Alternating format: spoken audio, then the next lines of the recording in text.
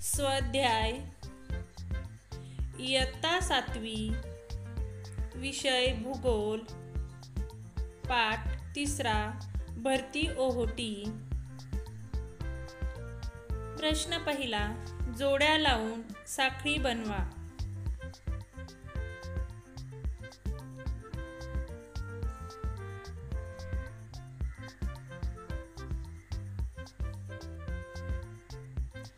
उत्तर 1.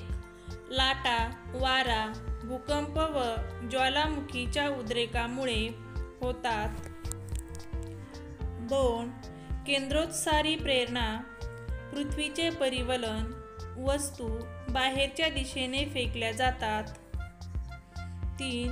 गुरुत्वीय बल, चंद्र, सूर्य व पृथ्वी पृथ्वीच्या मध्याच्या दिशेने कार्य करते।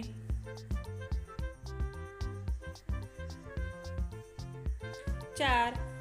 उधाणाची भरती, अमावस्या, सर्वात मोठी भरती त्या दिवशी असते। 5.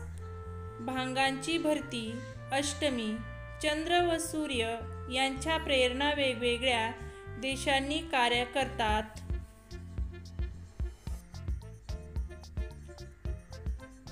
प्रश्न दुसरा, भौगोलिक कारणे सांगा।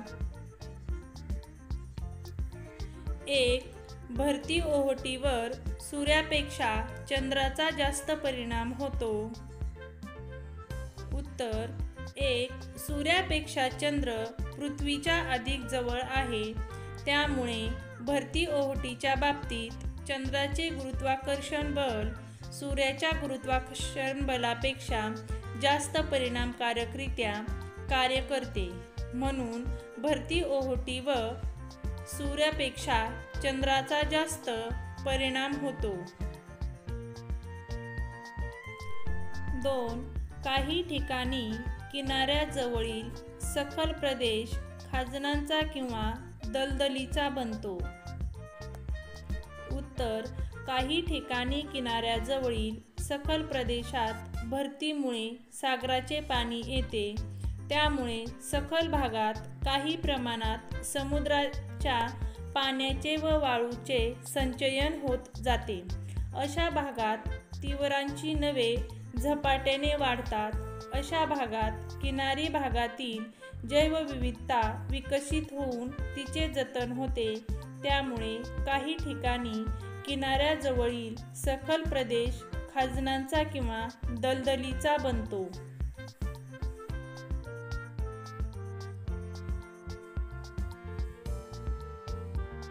3.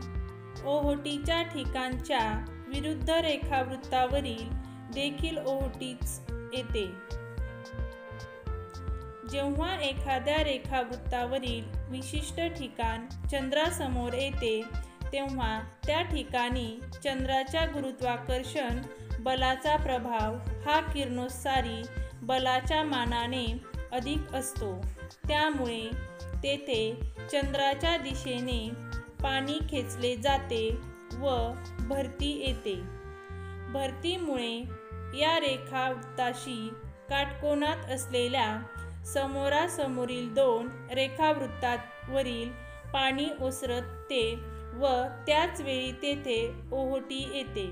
अशा प्रकारे ओहोटीच्या ठिकाणी विरुद्ध रेखावृत्तावर देखील ओहोटीच येते। प्रश्न तिसरा, थोडक्यात उत्तरे लिहा। जर सकाळी 7 वाजता भरती आली तर त्या दिवसातील पुढील ओहोटी व भरतीच्या वेळा कोणत्या ते लिहा। उत्तर जर सकाळी 7 वाजता भरती आली तर त्या दिवसातील पुढील ओहोटीची वेळ ही साधारणपणे दुपारी 1:12 व त्या पुढील भरतीची वेळ ही साधारणपणे सकाळी 7:25 अशी असेल। ज्यावेळी मुंबई 73° पूर्ण रेखावृत्त येथे गुरुवारी दुपारी 1 वाजता भरती असेल, त्यावेळी दुसऱ्या कोणत्या रेखावृत्तावर भरती असेल ते सकारण लिहा. उत्तर: ज्यावेळी मुंबई 73° पूर्व रेखावृत्त येथे गुरुवारी दुपारी 1 वाजता भरती असेल त्यावेळी 107° पश्चिम रेखावृत्तावर भरती असेल. कारणे: पृथ्वीवर ज्या ठिकाणी भरती किंवा ओहोटी येते त्याच्या विरुद्ध ठिकाणी त्याच वेळी अनुक्रमे भरती किंवा ओहोटी येते.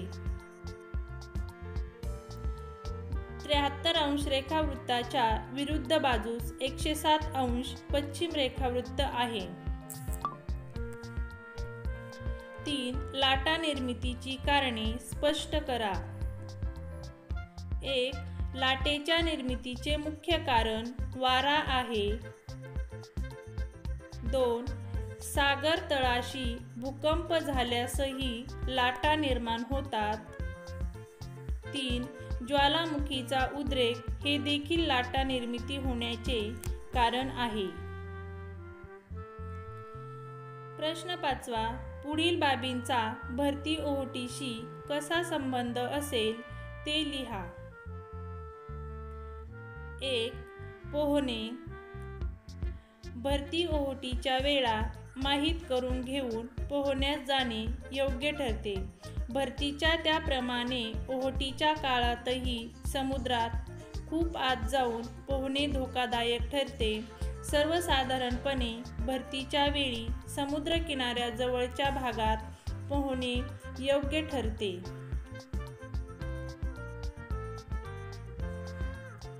2. जहाज चालवणे. भरतीच्या वेळी जहाज समुद्र किनाऱ्यावरून सागर जलात नेणे व सागर जलातून समुद्र किनाऱ्यावर आणणे अधिक सोपे असते. त्यामुळे भरतीच्या वेळेचा अभ्यास करून जहाज चालवावे जाते. मासेमारी. भरतीच्या पाण्याबरोबर मोठ्या प्रमाणावर मासे समुद्रकिनारी भागात व खाडीच्या भागात येतात. त्यामुळे भरतीच्या वेळी मोठ्या प्रमाणावर मासेमारी केली जाते. 4. मीठ निर्मिती. भरतीच्या वेळी खूप मोठ्या प्रमाणावर समुद्राचे पाणी किनाऱ्याजवळच्या भागात येते. त्यामुळे भरतीचे पाणी मोठ्या प्रमाणावर मिठागरामध्ये साठवून त्यापासून मीठ बनवणे फायदेशीर ठरते. 5. सागरी किनारी सहलीला जाणे. भरती ओहोटीच्या वेळा माहीत करून घेऊन सागरी किनारी सहलीला जाणे योग्य ठरते. भरतीच्या वेळी सागरी क्रीडा प्रकाराचं योग्य खबरदारी घेऊन आस्वाद घेणे शक्य होते. प्रश्न 5. भागाची भरती ओहोटी या आकृती 3.8 चे निरीक्षण करा व खालील प्रश्नांची उत्तरे लिहा.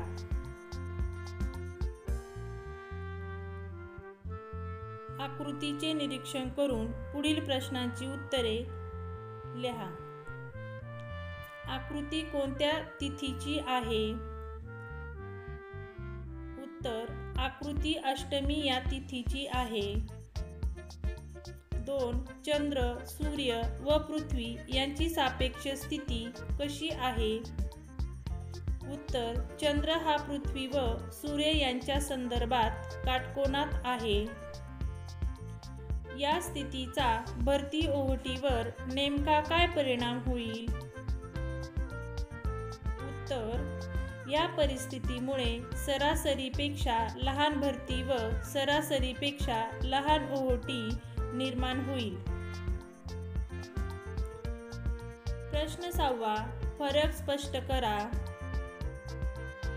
1. भरती व ओहोटी. भरती ओहोटी. भरती सागर जलाच्या पातळीत होणारी वाढ म्हणजे भरती होय. सागर जलाच्या पातळीत होणारी घट म्हणजे ओहोटी होय. भरतीच्या वेळी समुद्राचे पाणी किनाऱ्याच्या खूप जवळ येते. ओहोटीच्या वेळी समुद्राचे पाणी किनाऱ्यापासून आत दूरपर्यंत जाते. लाट व त्सुनामी लाट. त्सुनामी लाट वाऱ्याकडून मिळणाऱ्या शक्तीने सागराचे पाणी गतिमान होऊन लाट निर्माण होते. सागर तळाशी झालेल्या भूकंप व ज्वालामुखीमुळे त्सुनामी लाट निर्माण होते. लाट विनाश नसते. त्सुनामी लाट विनाशकारी असते. प्रश्न 7वा. भरती ओहोटीचे चांगले व वाईट परिणाम कोणते ते लिहा. भरती ओहोटीचे चांगले परिणाम.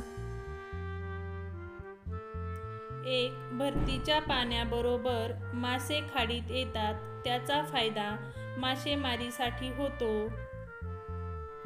2. भरती ओहोटीमुळे पाण्यातील कचऱ्याचा निचरा होतो व समुद्रकिनारा स्वच्छ होतो. 3. भरती ओहोटीमुळे बंदरे गाळाने भरत नाहीत. 4. भरतीच्या वेळेस जहाजे बंदरात आणता येतात. 5. भरतीचे पाणी मिठागरात साठवून त्या पाण्यापासून मीठ तयार केले जाते. 6.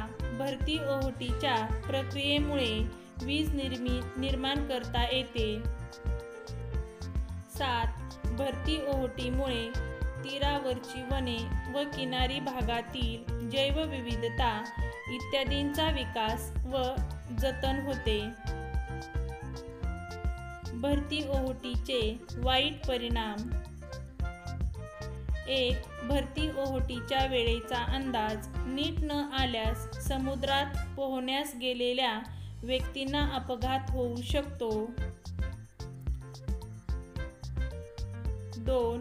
मासे पकडण्यासाठी गेलेल्या कोळ्यांच्या जहाजांना देखील अपघात होऊ शकतो. विद्यार्थी मित्रांनो, असेच नवीन व्हिडिओ पाहण्यासाठी चॅनलला सबस्क्राईब व व्हिडिओला लाईक करा.